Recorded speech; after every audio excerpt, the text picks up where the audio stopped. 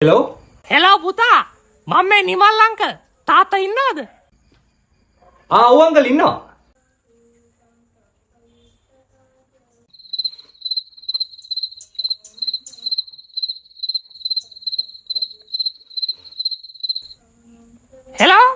Hello පුතා තාත්තා ඉන්නවද?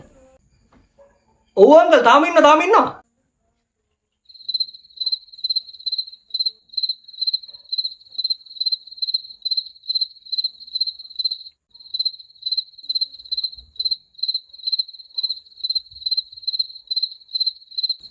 හෙලෝ ඔව් අංකල්. තාත්තා ඉන්නවද පුතා? ඔව් මේ ගෙදර ඉන්නේ. ඉතින් ඉන්නවනම් ෆෝන් එක තියන්කෝ. හා තාත්තේ නිමල් අංකල් කතා කරනවා. හෙලෝ නිමල්. මොකද්ද බං කොල්ලට වෙලා තියෙන්නේ? ඇයි මචං මොකක්ද අවුල? ඌ පට්ට මෝඩයිනේ බං. උට ඔය විදිහට ගිහලා නම් ජීවිතය මලාට ජය ගන්න වෙන්නේ නෑ. මෝඩයි තමයි. ඌ ඒ වුණාට දවසක හොඳ රස්සාවක් කරાવી. මම අද කිව්වා කියලා හිතේ තියාගනින්. උඹේ කොල්ලට මලාට රස්සාවක් කරන්න බෑ. රස්සාවක් හොයාගත්තා ඌට ඒකේ වැඩ කරන්න වෙන්නේ නෑ. ඌට ඒ තරම් බෑකෝ.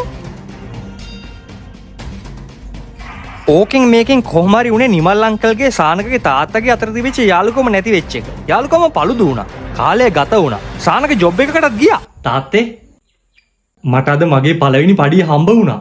ෂා කොච්චර දෙයක්ද පුතේ? මට නම් හරිම සතුටුයි.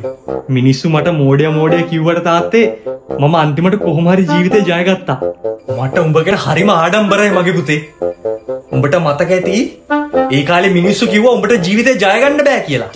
සමහර මිනිස්සු කිව්වා උඹට රස්සාව කරන්නත් බෑ කියලා. උඹට මතක ඇතිනේ මම මේ කවුරු ගැනද කියන්නේ කියලා? මට බෑ කියපු අයව මට හොඳට මතකයි තාත්තේ. ඵලයක් දැම්ම ගිහිල්ලා උඹට බෑ කියපු උන්ට පෙන්නපන් උඹේ සාර්ථකත්වය. කියපන් උඹේ පඩිය හම්බුණා කියලාද පළවෙනි පඩිය. මට අදින් නම් රැයට හොඳට නිදා ගන්න පුළුවන්. Tamanට බෑ කියපු අයට තත්ත්වෙ පෙන්වන්න යන සානක පිටත් වුණා. මේ ඉන්නේ මයක තෝහයාගෙන තමයි මේ ආවේ. තොට මතකද මං ඉස්සර හැමදාම මේ පාර දිගේ ඉස්කෝලේ යනකොට තෝ මෙතනට වෙලා මගේ මූණට බෑ ගහලා හිටියා. තෝ කොච්චර බෑ කිව්වත් යකෝ මම දැන් ජීවිතේ ජයගත්තු මිනිස්සෙක්. මං අද මගේ ජීවිතේ පළවෙනි පඩිය ගත්තා. ඔතන බෑ කියන්නේ.